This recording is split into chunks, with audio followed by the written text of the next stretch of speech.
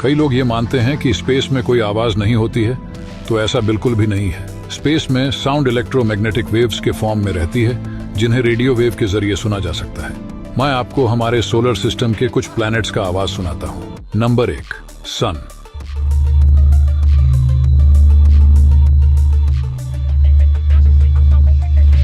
Number 2, Venus.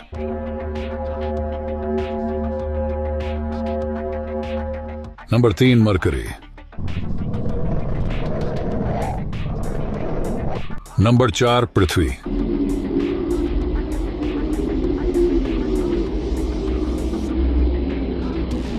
Number 5, Mars.